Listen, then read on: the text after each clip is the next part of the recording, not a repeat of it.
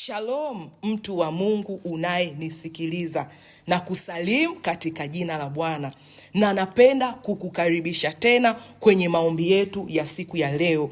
Ndugu msikilizaji, tupo kwenye mwezi wa malaika.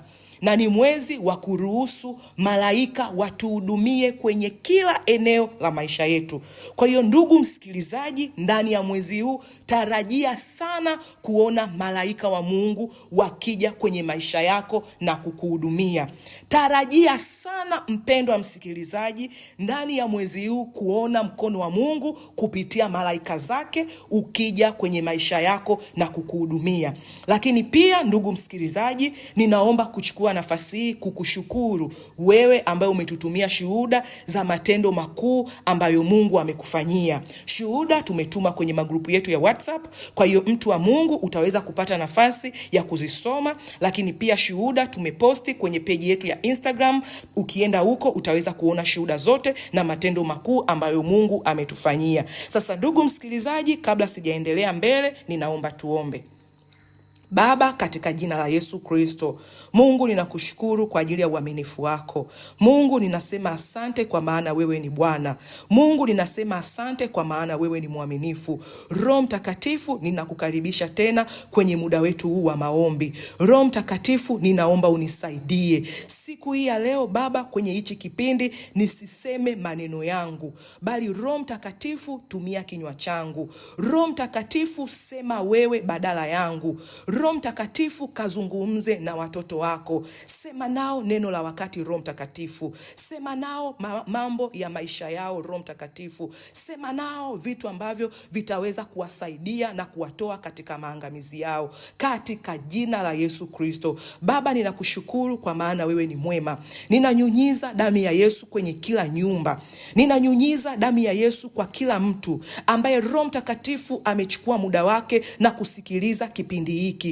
Roho Mtakatifu kawaguse wote kwa damu ya Yesu Kristo. Baba, ninakushukuru maana usiku wa leo utasema na maisha yetu. Maana usiku wa leo utatusaidia. Maana usiku wa leo utatufungua katika jina la Yesu Kristo. Roho Mtakatifu, ninakushukuru kwa maana umejawa wema, umejawa fadhili, umejawa na hekima katika jina la Yesu Kristo. Amen. Bwana Yesu asifiwe. Mtu wa Mungu unayenisikiliza, ninakusalimu katika jina la Mungu Baba, la Mwana na la Roho Mtakatifu. Sasa ndugu msikilizaji, ninaomba tuweze kuendelea mbele. Kama ambavyo nimekuambia, ndani ya mwezi huu ulikuwa ni mwezi wetu mzuri wa kutembea na malaika wa Mungu, lakini ulikuwa ni mwezi mzuri sana wa kuruhusu malaika zake watuhudumie kwenye kila eneo la maisha yetu. Na ndani ya mwezi huu mtu wa Mungu tumesimamia mistari mikuu miwili. Bwana Yesu asifiwe sana. Mstari wa kwanza unatoka kwenye Zaburi ya 91, mstari wa 11 na mstari wa 12. Na neno la Mungu linasema hivi: kwa kuwa atakuagizia malaika zake wakulinde katika njia zako zote, mikononi mwao watakuchukua, usije ukajikwaa mguu wako katika jiwe. Kwa hiyo ndugu msikilizaji, mtu wa Mungu, ndani ya mwezi huu Mungu mwenye enzi, Mungu Baba wa yote, Bwana Yesu asifiwe, yeye atakuagizia malaika zake. Na malaika wa Mungu wanapokuja kwenye maisha yako, mikononi mwao wanakuchukua ili mguu wako usije ukajikwaa katika jiwe. Kwa hiyo ndugu msikilizaji, mguu wako hautajikwaa njiani. Mguu wako hautajikwaa kwenye maangamizi ya nguvu za giza. Mguu wako hautapotea kwenye kusudi la Mungu ambalo ameliweka kwenye maisha yako. Lakini pia tumesimamia mstari mwingine ambao unatoka kwenye Zaburi ya 34 mstari wa 7. Neno la Mungu linasema hivi: malaika wa Bwana hufanya kituo akiwazungukia wamchao na kuwaokoa. Kwa hiyo mtu wa Mungu utamuomba Mungu, na utakapomuomba Mungu sawa sawa na Zaburi ya 34 mstari wa 7, malaika zake Mungu watakuja kufanya kituo kwenye maisha yako. Watafanya kituo kwenye makazi yako.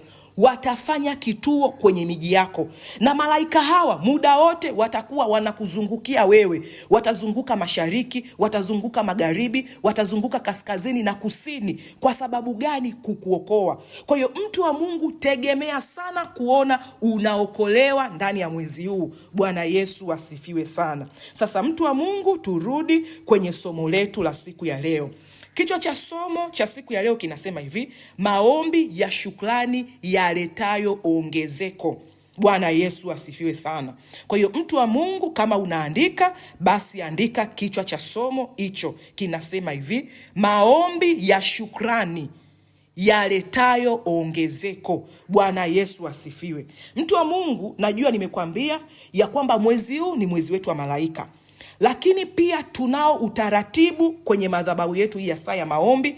Kila mwisho wa mwezi tunafanya maombi ya shukrani. Bwana Yesu asifiwe.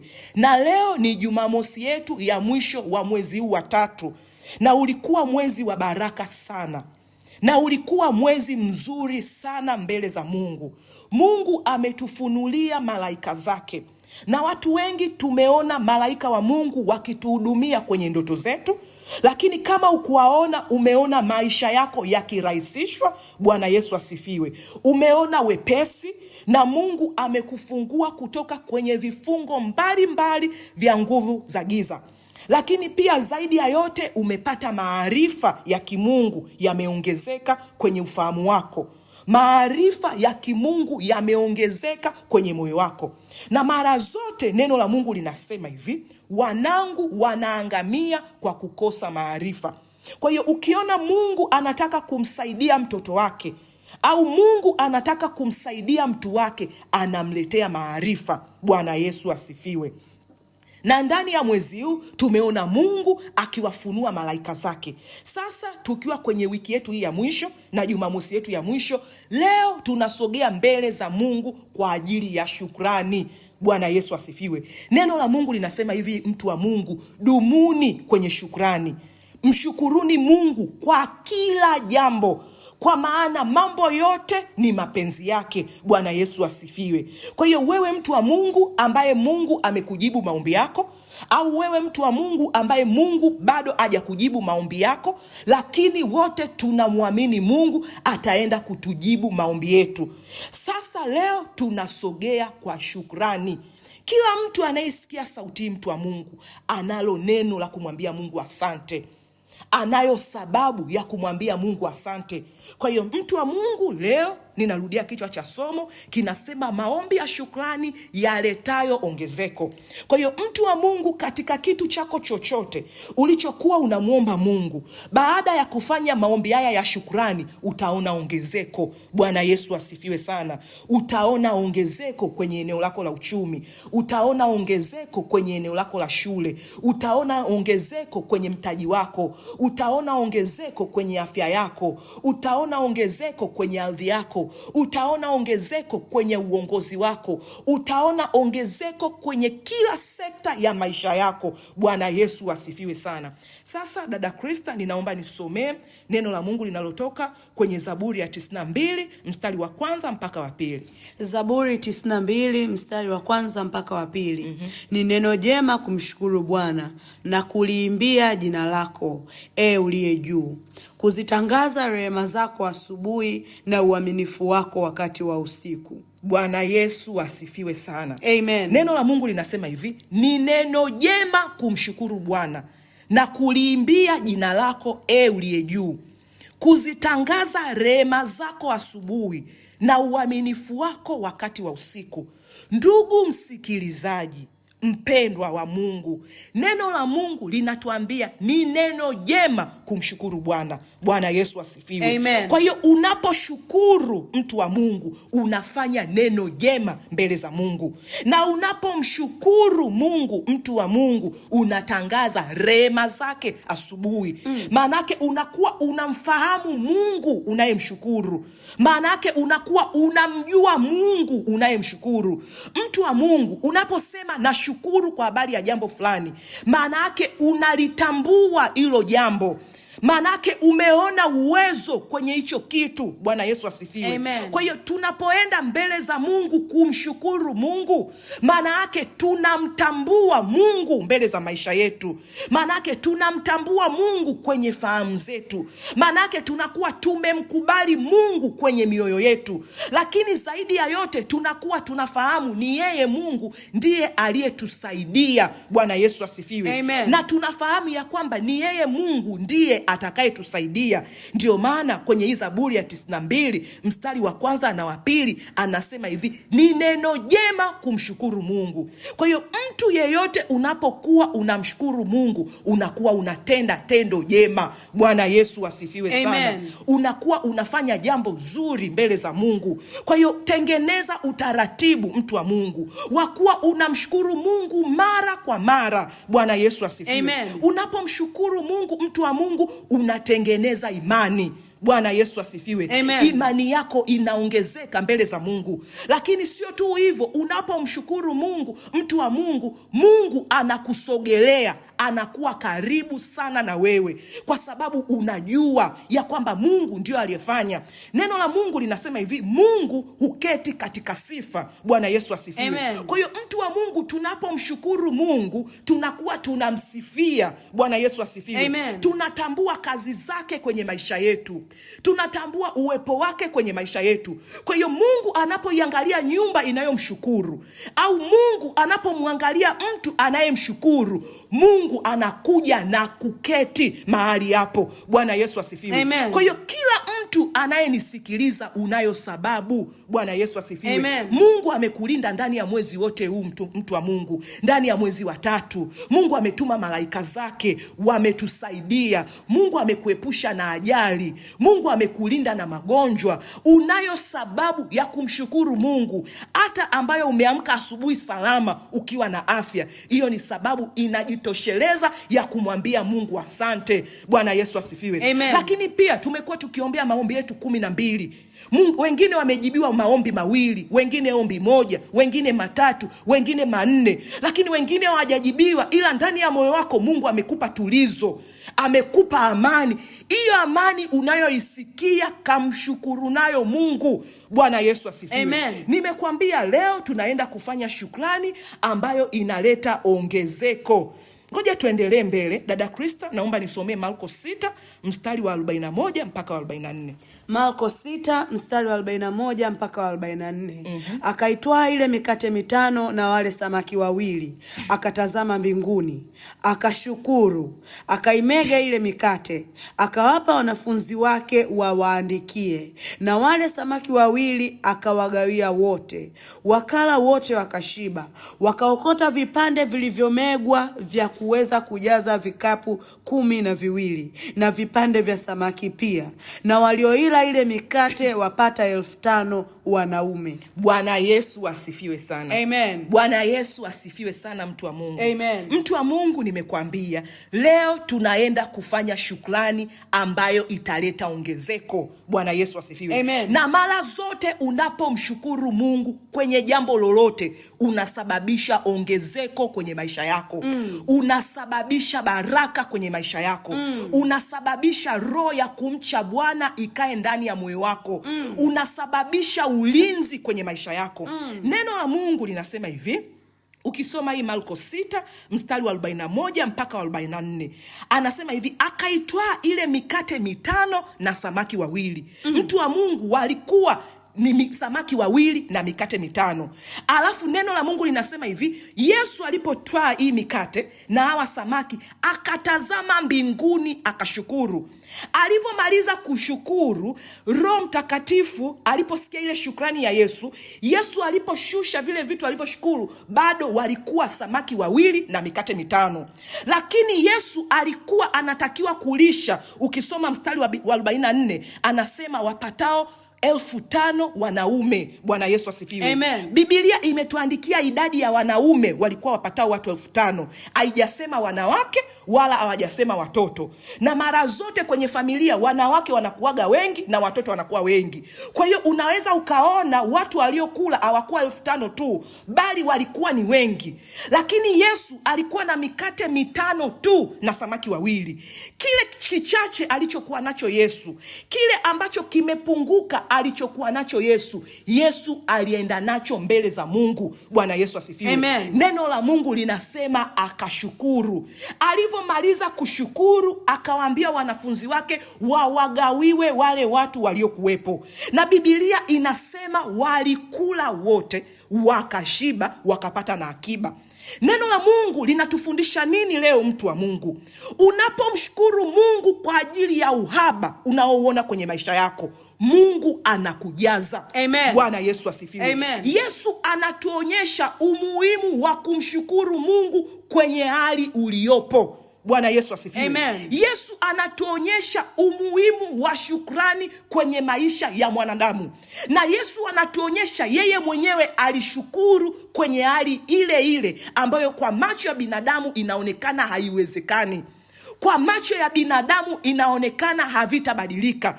Neno la Mungu linasema Yesu walikuwa na mikate 5 na samaki 2 tu, lakini alikuwa na watu wengi wa kuwalisha. Alikuwa na watu wengi wa kuwahudumia, lakini shukrani ilileta ongezeko kwenye chakula chake. Shukrani ilileta ongezeko kwenye kazi yake. Shukrani ilileta baraka kwenye mji wake. Bwana Yesu asifiwe. Amen. Kwa hiyo mtu wa Mungu, hata kama unaona uchache kwenye familia yako, hata kama unaona mapungufu kwenye maisha yako, hata kama unaona vitu havijaongezeka namna ambavyo unataka wewe, mtu wa Mungu, mshukuru Mungu. Bwana Yesu asifiwe sana. Amen. Bwana Yesu asifiwe sana. Amen. Kwa hiyo kazana kumshukuru Mungu. Leo tutanyanyua maombi ya shukrani. Tutamwambia Mungu, tunakushukuru kwa habari ya mwezi wa 3. Tunasema asante kwa sababu ulikuwa ni mwezi mzuri wa malaika zako. Na neno lako linasema, umesema na sisi Mungu mwezi mzima kwa habari ya mistari mikuu 2 ya kwamba utatuagizia malaika zako watusaidie, watuokoe, tusijikwae. Bwana Yesu asifiwe. Amen. Umesema na sisi mwezi mzima ya kwamba malaika zako watafanya kituo wakikuzungukia na kukuokoa. Kwa hiyo Mungu anataka ujue nini, mtu wa Mungu unayenisikiliza, ya kwamba yeye Mungu amejaa uaminifu na fadhili. Kwa hiyo kumshukuru Mungu iwe sehemu ya maisha yako. Hata kama haujawaona malaika bado, shukuru, maanake wapo. Amen. Hata kama haujaona vitu vinabadilika vyote unavyovitaka, shukuru, maanake badiliko linakuja. Yesu anashukuru kwa habari ya uchache aliyokuwa nao. Baada ya kushukuru, unaona ongezeko kwenye mikate alionayo. Unaona ongezeko kwenye samaki alionao. Kwa hiyo mtu wa Mungu, mshukuru Mungu kwa habari ya biashara yako. Utaona ukitanua hiyo biashara. Mshukuru Mungu kwa habari ya familia yako. Utaona ukiongezeka kwenye hiyo familia. Mshukuru Mungu kwa habari ya wokovu ambao Mungu kaanza nao hata kwako. Utaona wokovu ukifika kwa watu wote. Nini kinatupa ujasiri? Neno la Mungu. Yesu alishukuru akiwa na mikate 5 na samaki 2, lakini shukrani ilimfanya alishe wanaume 5,000.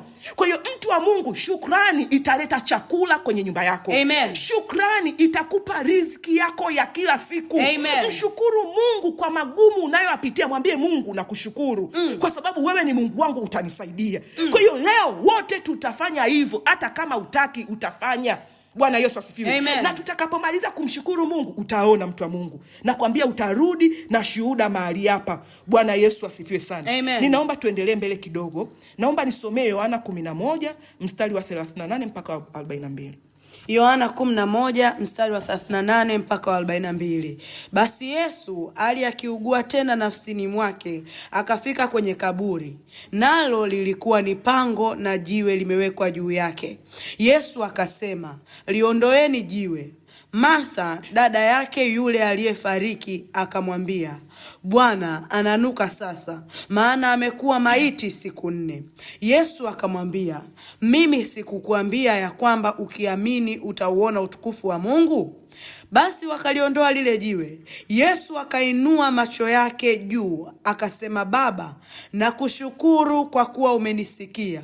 Nami nalijua ya kuwa wewe wanisikia siku zote, lakini kwa ajili ya mkutano huu wanaohudhuria nalisema haya, ili wapate kusadiki kwamba ndiwe uliyenituma. Bwana Yesu asifiwe sana. Amen. Mtu wa Mungu, nimekwambia leo tunaenda kufanya maombi ya shukrani yaletayo ongezeko. Na nataka sana tujifunze kwa Yesu. Maanake kuna watu unasikia, sina sababu ya kumshukuru Mungu kwa sababu vitu vyangu ni vibaya, havijabadilika.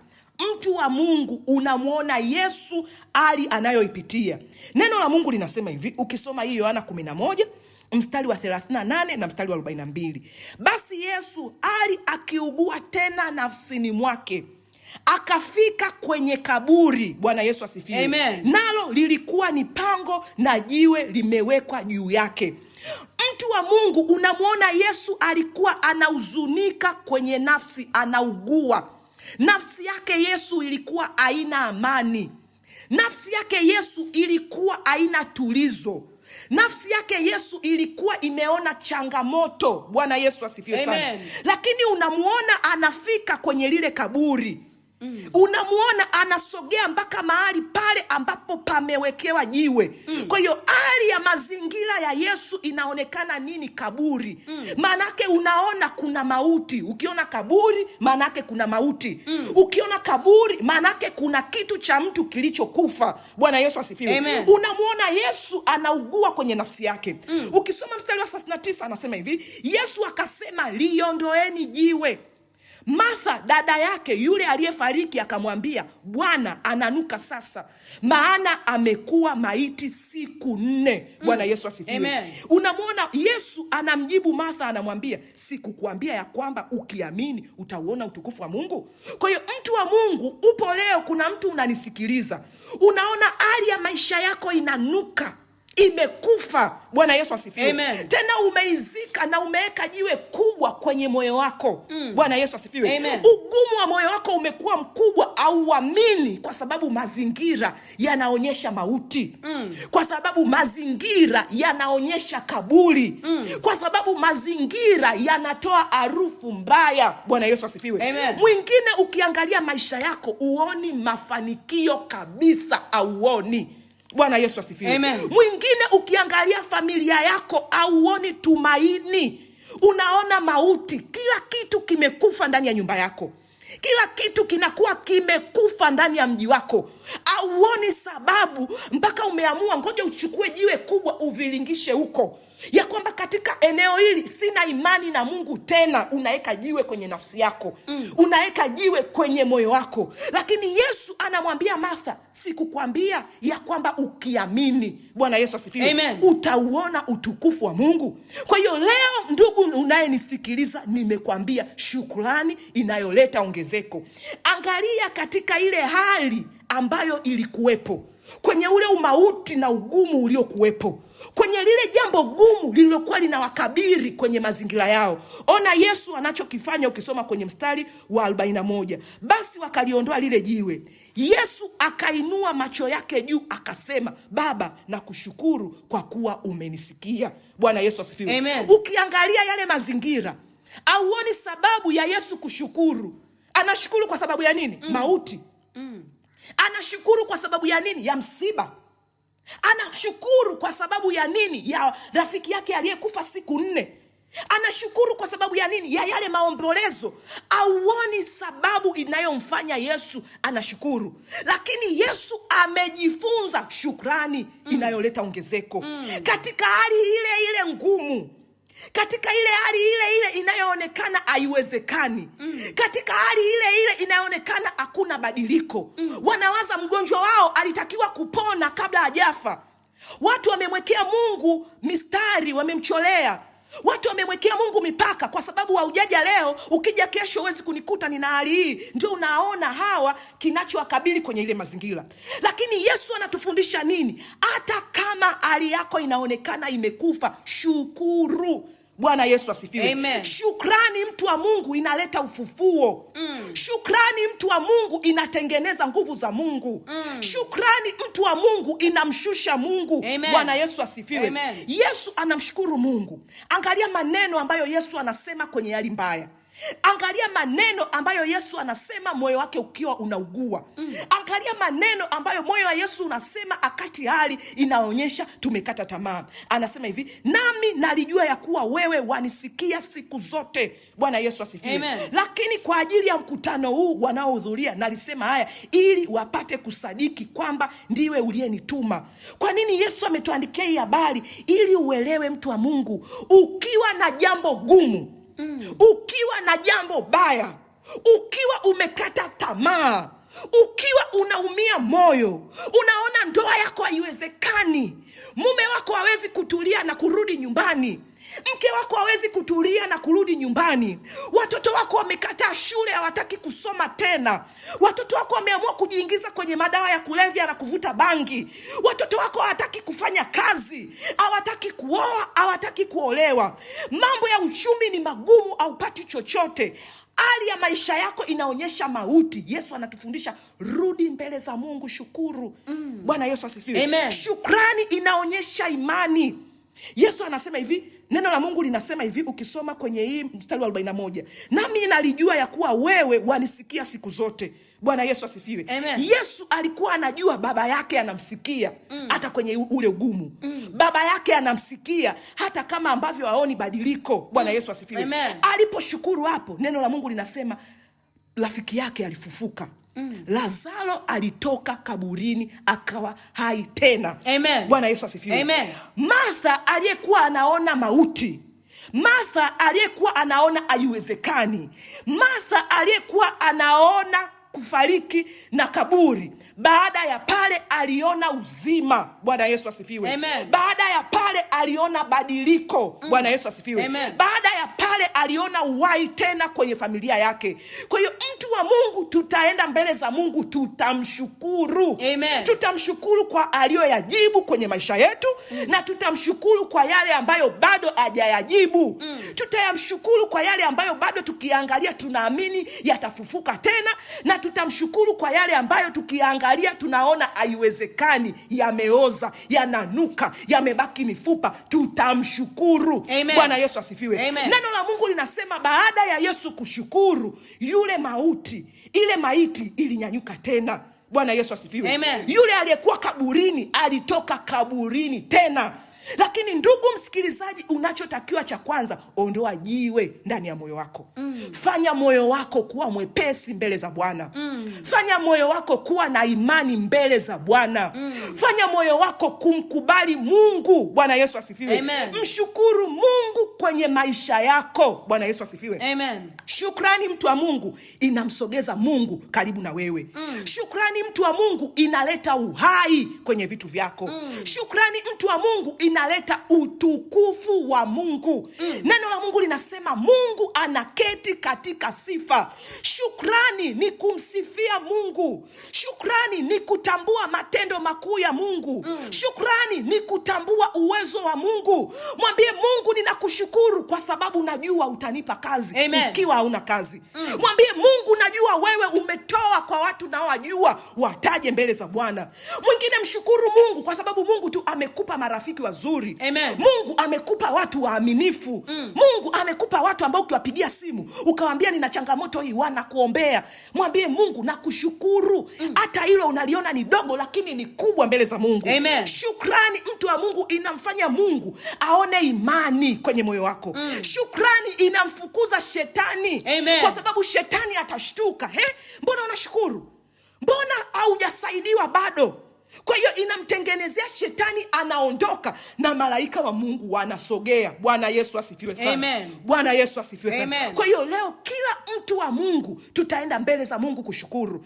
Shika maombi yako ulionayo. Shika lile jambo gumu linalokusumbua. Shika lile jambo gumu linalokusononesha, mwambie Mungu, nafahamu wanisikia. Kama Yesu alivyosema. Katika ile hali ambayo inaonekana Mungu asikii tena. Katika ile hali ambayo inaonekana haiwezekani tena. katika ile hali ambayo unasema hili jambo nimelizika, hadi moyo wako unasema Mungu hawezi kunisaidia, ondoa jiwe kwenye moyo wako.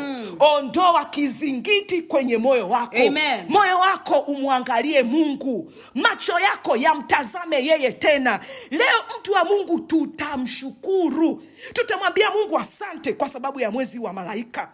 Mungu asante kwa sababu umetutoa kwenye magereza. Amen. Mungu asante kwa sababu umetutoa kwenye mashimo. Mungu asante kwa sababu umetegua kila mitego ya siri tuliotegewa. Mungu asante kwa sababu umetusaidia, umetuokoa. Mungu asante umetufungulia na milango ya miji. Mungu asante umetuponya, umetupa afya njema. Hata kama bado unaumwa, sema asante. Kwenye maneno ya shukrani utapona. Kwenye maneno ya shukrani patapatikana badiliko. Amen. Bwana Yesu asifiwe sana. Amen. Naomba tukasome haya maneno machache tukaombe. Naomba nisomee Zaburi ya 121 mstari wa 1 hadi wa 8, tutasoma kwa vituo. Zaburi 121 mstari wa 1 mpaka wa 8. Nitainua macho yangu niitazame milima. Msaada wangu utatoka wapi? Msaada wangu u katika Bwana aliyezifanya mbingu na nchi. Asiuache mguu wako usogezwe, asisinzie akulindaye. Naam, hata sinzia wala hatalala usingizi, yeye aliye mlinzi wa Israel. Bwana ndiye mlinzi wako, Bwana ni uvuli mkono wako wa kuume. Jua alitakupiga mchana, wala mwezi wakati wa usiku. Bwana atakulinda na mabaya yote, atakulinda nafsi yako.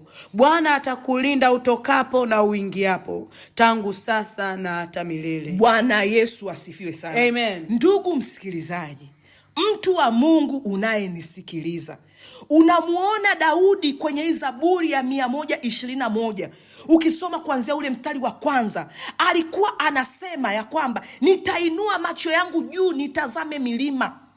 Anatafuta msaada wake utatoka wapi.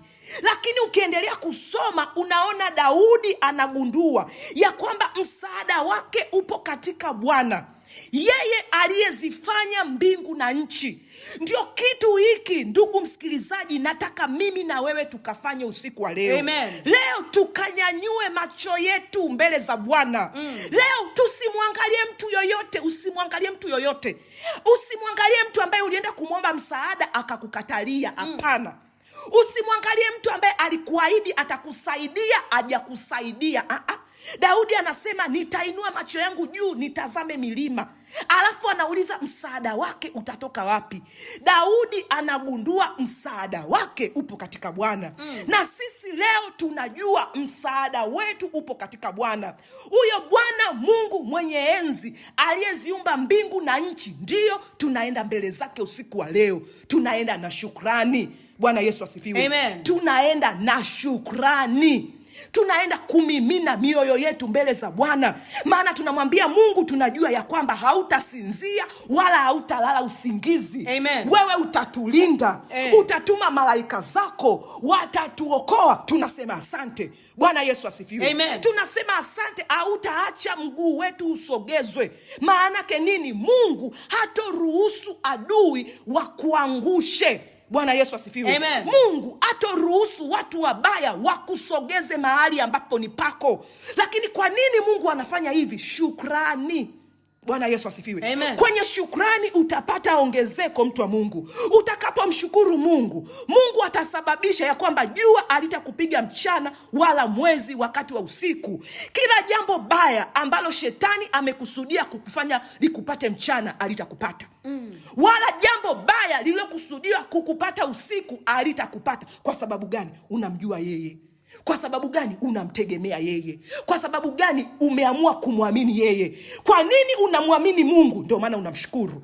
Unajua anayesababisha baraka kwenye maisha yako. Unajua anayetakiwa kukuondolea changamoto ulionayo kwenye maisha yako. Amen. Unajua anayetakiwa kukuponya ugonjwa ulionao. Unajua anayetakiwa kukupa uzao tena. Unajua anayetakiwa kukubadilishia jina. Unajua anayetakiwa kukuvalisha hilo taji. Unamjua anayetakiwa kukupandisha cheo. Huyu Mungu mwenye enzi. Huyu Mungu aliyezifanya mbingu na nchi. Huyu Mungu asiyeacha miguu yetu ikasogezwa. Huyu Mungu asiyesinzia anatulinda. Ndio maana tunaenda mbele zake kumshukuru. Bwana Yesu asifiwe sana. Amen. Ukisoma mstari wa 8 anasema hivi, Bwana atakulinda utokapo na uingiapo, tangu sasa na hata milele.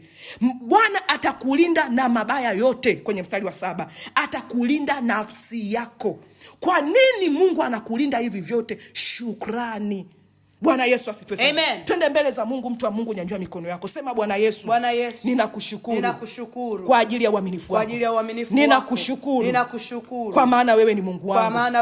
Ninasema asante kwa ajili ya mwezi mzuri. Mwezi huu wa tatu ambao Mungu wangu umenipa mimi. Mwezi wa malaika. Mwezi wa malaika zako. Neno lako linasema wewe Bwana utaniagizia malaika zako wanilinde kwenye njia zangu zote. Nami Bwana Yesu ninakushukuru kwa ajili ya upendo wako mkuu wa wewe Mungu wangu kuniagizia malaika zako waje kwenye maisha yangu.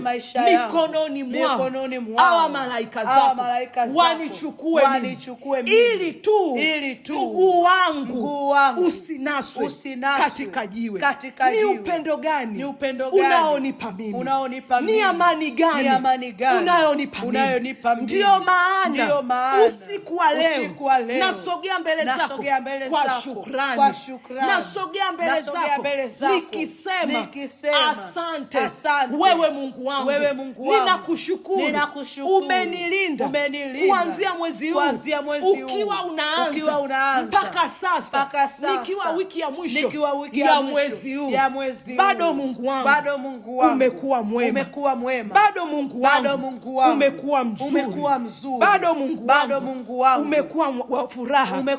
Umeleta furaha kwenye maisha yangu. Neno lako linasema kwenye Zaburi ya 92 mstari wa kwanza na wa pili, ni neno jema kumshukuru Bwana na kuliimbia jina lako mbele zako Bwana. Usiku Bwana ninakushukuru. Ninapaza sauti yangu ya shukrani mbele za uso wako. Ninapaza sauti yangu ya shukrani hemani mwako katika jina la Yesu. Nenda mbele za Mungu, mshukuru Mungu. Mungu, katika jina la Yesu, usiku wa leo ninakuja mbele zako kwa shukrani. Ninakushukuru kwa ajili ya wema wako. Ninakushukuru kwa ajili ya uaminifu wako. Ninakushukuru kwa ajili ya neema yako. Ninakushukuru kwa ajili ya Baba, tunasema asante. Maana umenipa kuona mwezi wa tatu. Asante Bwana, maana umenipa kumaliza salama mwezi wa tatu. Asante Bwana, maana nimekuona ukinisaidia Baba, ninakushukuru. Ninasema asante. Maana najua umeniokoa. Omba mtu wa Mungu, paza sauti yako ya shukrani. Paza sauti yako ya shukrani. Paza sauti yako ya shukrani. Paza sauti yako ya shukrani. Randa kaba baba baba baba. Rakaba baba baba baba. Raba baba baba baba. Paza sauti ya shukrani. Paza sauti ya shukrani. Kwenye magereza na kwenye Sakaramanda kabade. Nasema asante. Mshukuru Mungu mtu wa Mungu. Mshukuru Mungu mtu wa Mungu. Mshukuru, mwambie asante. Yeye ni mwaminifu. Yeye ameiongoza njia yako. Yeye amekulinda. Amekulinda na mabaya yote asikupate. Randa kaba bashataya. Rekomanda kabade. Omba mtu wa Mungu. Rekomanda kabade. Mshukuru. Mwambie atakupa kazi. Mshukuru. Mwambie atakupandisha cheo. Mwambie atakupa barua ya kuhamishwa kazini. Zanda baba baba baba. Reko baba baba baba. Rebo baba baba. Reko baba baba. Reko baba baba. Mshukuru. Rekomanda kabade. Katika shukrani unapata ongezeko. Rebo baba baba. Rebo baba baba. Rebo baba baba. Rebo baba. Baba, nakushukuru. Nasema asante kwa kila mtu Baba anayesikiliza maombi haya. Asante Bwana Yesu kwa wote Bwana. Rekomanda kabade. Rekomanda kwa baba. Asante kwa maombi yote Baba ambayo umetujibu, na asante hata kwa yale ambayo hujajibu. Rekomanda baba baba rakaba baba baba baba rekoma baba baba baba rekoma baba baba baba. Mimi na moyo wako wa shukrani mbele za Bwana. Mshukuru Mungu, mshukuru. Rekomanda kaba baba baba rekomanda kaba baba baba rekomanda kaba baba baba. Asante kwa ajili ya baba. Rekomanda kaba. Paza sauti ya shukrani, paza sauti ya shukrani, sema maneno ya shukrani. Mshukuru Mungu kwa hayo aliyoyafanya. Wewe mshukuru tu, mshukuru.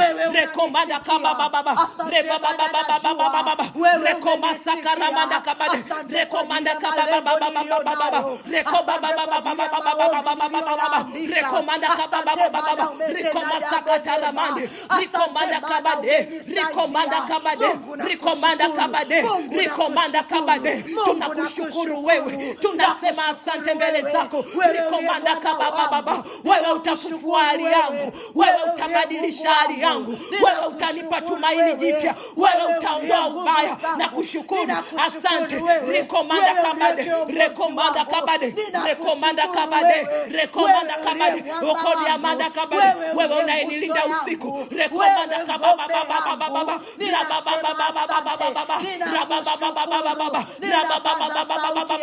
asante kwa ajili ya maisha yangu, asante kwa ajili ya familia yangu Bwana, asante kwa ajili ya mama yangu, asante kwa ajili ya baba yangu, asante kwa ajili ya uzima Bwana, asante kwa ajili ya uhai Bwana. Rekomanda kaba baba baba baba. Shetani alikusudia mabaya ndani ya mwezi huu Baba, lakini kwa wema wako, lakini kwa rehema zako ukamstopisha Baba, ukanilinda Baba, ukanisaidia Baba, ukanivuta kwako Baba. Randa baba baba baba baba baba reba baba baba baba. Nani kama wewe Baba, Mungu mwaminifu, uliyenitumia malaika zako waje wanilinde Bwana Yesu. Asante Bwana Baba. Rekomanda kaba baba baba rekoba baba baba, wewe kwa ajili ya uaminifu wako, wewe kwa ajili ya wema wako. Randa baba raba baba baba raba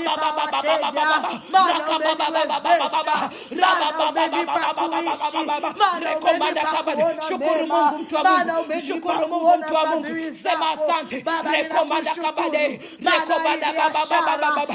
Shukuru kwa habari ya biashara yako. Rekomanda kabade rekomanda baba rekomanda kabade. Shukuru Mungu kwa habari ya kazi. Rekomanda kabade rekomanda kabade rekomanda sakataramanda rekomanda kabade. Paza sauti ya shukrani, paza sauti ya shukrani, paza sauti ya shukrani, paza sauti ya shukrani. Acknowledge yeye, mweleze yeye. Rekomanda kabade, mweleze alivyo mwema, mweleze anavyokusaidia. Amekulinda, amekulinda na magonjwa, amekuponya. Rekomanda kababa, umesema jiani, mwezi amekuwa mwaminifu, hajaacha ufe na ajali, hajaacha uaibike. Kwenye aibu amekufunika, amekuokoa. Ulilofikiri litakuua halijakuua, ulifikiri utapotea hukupotea. Randa baba rakaba baba rakamanda kabade rekomanda kababa rekoma saka. Shukuru amekupa na ada za watoto, amekulipia na kanda kabade rekomanda kabade rekomanda kababa sijalala na njaa, maana umenisaidia, maana umenionekania, umenishika mkono. Ninakushukuru wewe, ninasema asante, ninasema asante, maana umenilinda, maana umenipa nyumba, maana umenipa kitanda, umenipa kulala, napata na usingizi. Nani kama wewe, nani kama wewe? Ninasema asante, ninasema asante, maana umenijibu, maana umenituliza, maana umenipa amani pamoja na yote, lakini nina amani pamoja na yote, lakini nina amani. Umenipa pumziko, umenipa pumziko, umenipa tumaini, umenipa tumaini. Asante Bwana wangu, asante Mungu wangu, asante kimbilio langu. Wewe ni ngome yangu, wewe ni nguvu yangu, wewe ni nguzo yangu. Nami ninakushukuru, nami ninakushukuru, nami ninakushukuru. Asante kwa ajili ya mwezi wa tatu, asante kwa ajili ya malaika, maana nimewaona malaika zako mikononi mwao wakinichukua, maana nimeona ukuacha mguu wangu unikwae katika jiwe. Ninakushukuru, ninasema asante, ninakushukuru, maana ukuwapa kicheko maadui zangu, maana ukuwapa kicheko walionitakia mabaya. Ninakushukuru, maana uliteta nao walioteta nami. Ninakushukuru, maana ulipigana nao waliopigana nami. Ninakushukuru kwa afya njema, maana ulishika ngao, ukashika na kigao, ukasimama, ukanisaidia. Ninakushukuru Bwana kwa ajili ya mahusiano yangu. Ninakushukuru Yesu, maana umeyalinda, maana umetupa kuona ndani ya mwezi wa tatu. Tumeona mema, tumeona mema. Sema Bwana Yesu, ninakushukuru Yesu. Bwana Yesu, ninakushukuru kwa ajili ya uaminifu wako, ninakushukuru kwa ajili ya uzuri wako. Neno lako linasema kwenye Yohana 11 mstari wa 38 hadi wa 42, neno la Yesu linasema akasogea mpaka kwenye kaburi, akaliondoa jiwe na akainua macho yake, akaangalia mbinguni, akasema Bwana Yesu, ninakushukuru kwa maana wewe ni mwaminifu. Na mimi Bwana Yesu, nanyanyua macho yangu, nanyanyua mikono yangu mbele za uso wako. Ninakushukuru kwa ajili ya hii mbaya nilionayo. Ninakushukuru kwa ajili ya hili jambo gumu ninaloliona kwenye maisha yangu. Ninakushukuru maana najua wewe ni mwaminifu. Ninakushukuru maana najua wewe ni muweza. Ninakushukuru maana najua wewe ni Mungu unaweza mambo yote, na ili tatizo kwenye maisha yangu utaliondoa. Ninakushukuru kwa maana wewe ni ufufuo, utafufua kila vilivyokufa kwenye maisha yangu. Nenda mbele za Mungu, mshukuru. Mwambie unajua kila kilichokufa kitafufuka. Peleka shukrani. Ninakushukuru, hakuna jambo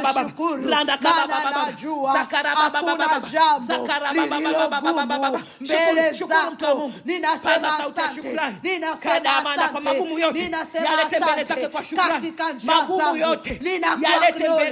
Katika njia zangu ninakuamini wewe, ninakujua wewe, ninakutambua wewe. Ninakushukuru, iwe ni familia, maana najua nijapopita kati ya bonde la uvuli wa mauti sitaogopa mabaya. Nami najua ya kwamba nitapita, nami najua ya kwamba sitakaa, nami najua ya kwamba sitadumu hali ngumu ninayoiona. Ninajua itapita na nitauona utukufu wako.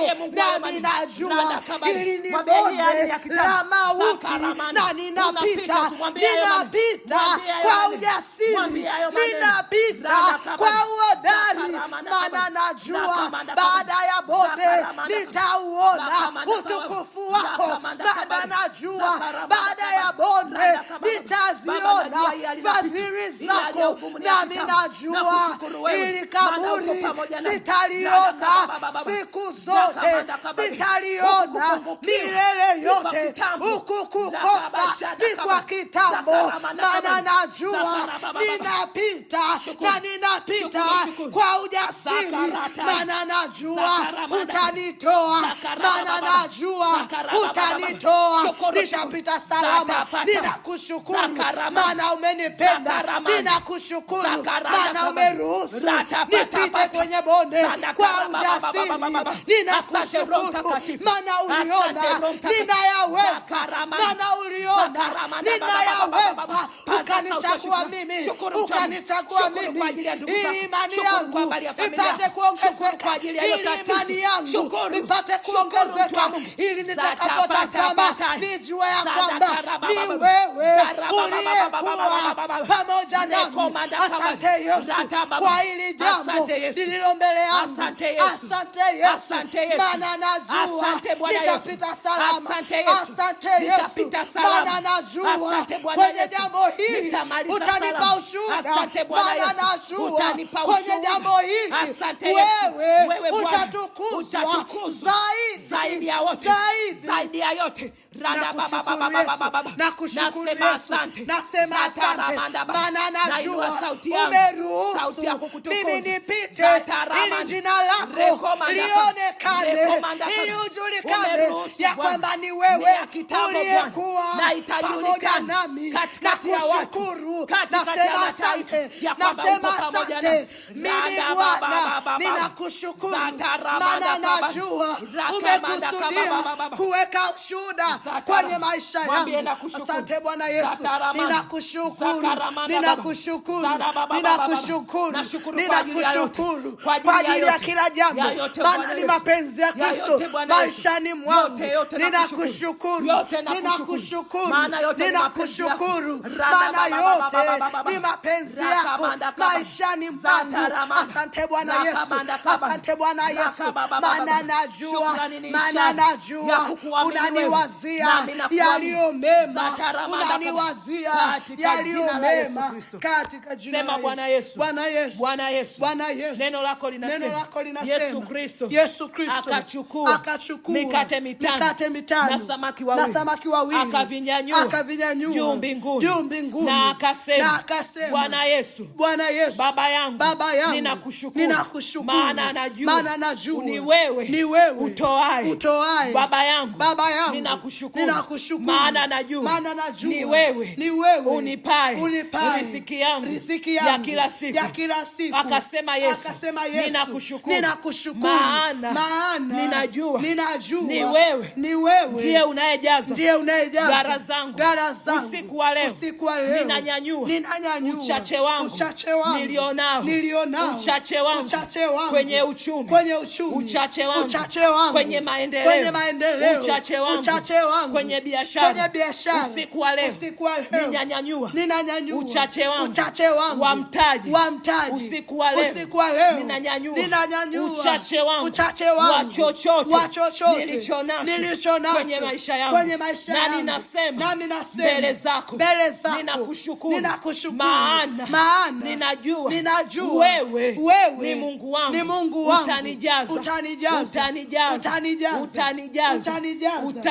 Utajaza gara zangu, utajaza mali zangu, utajaza mifuko yangu, utajaza mafanikio yangu katika jina la Yesu.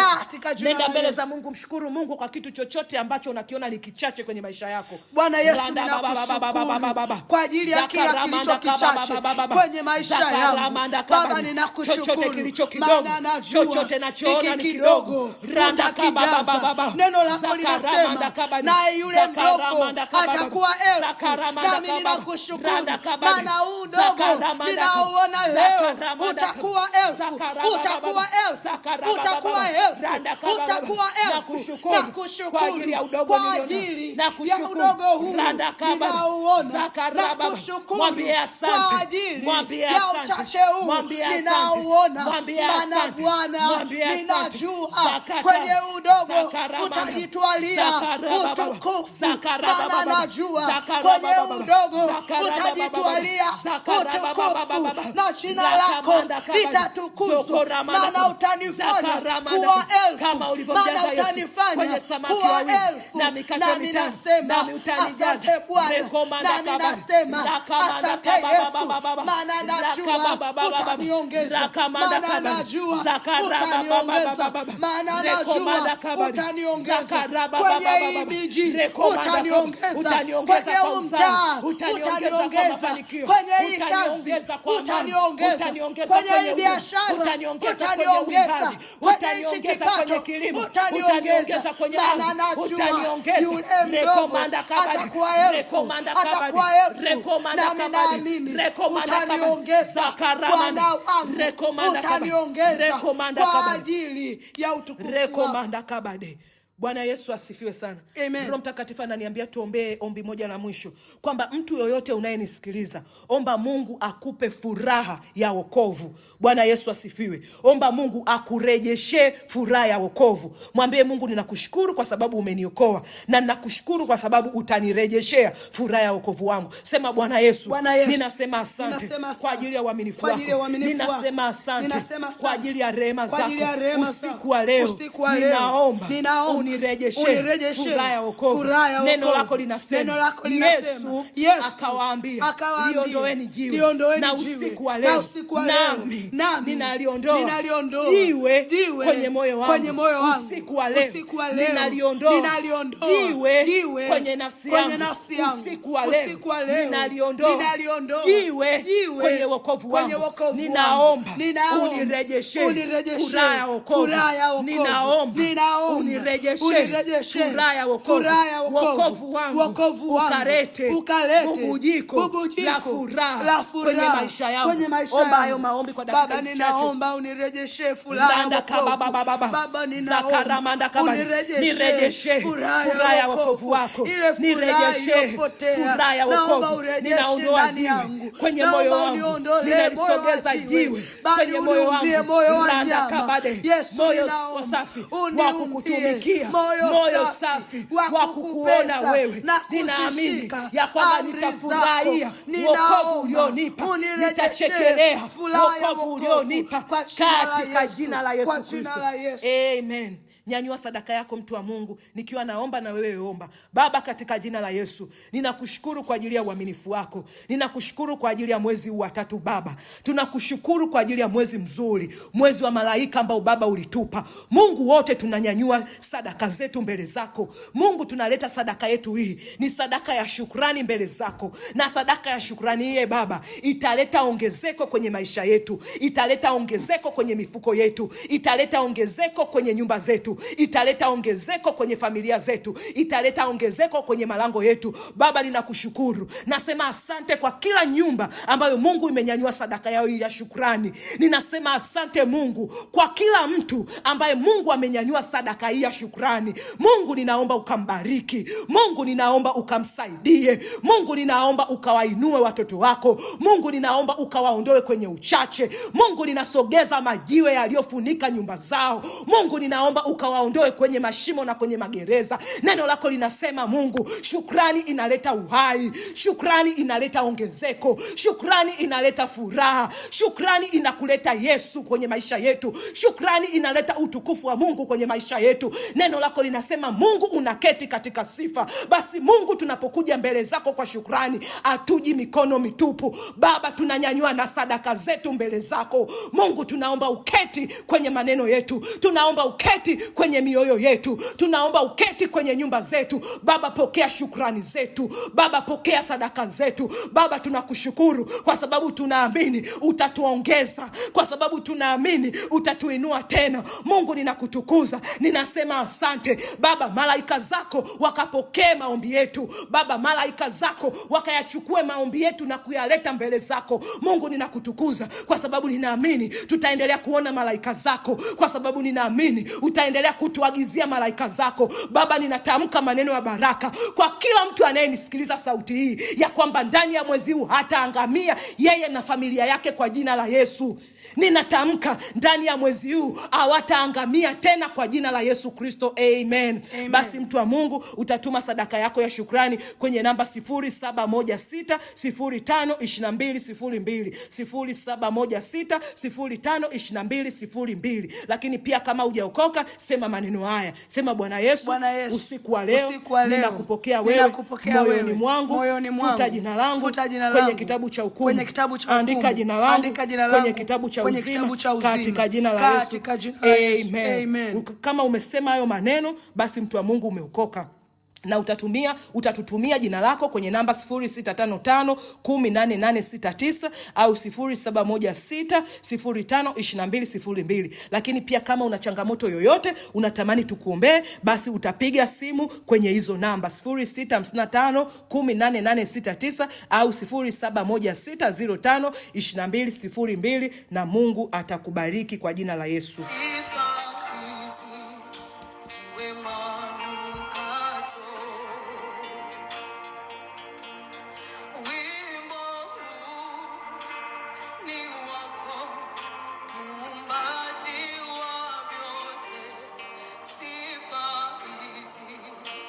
We're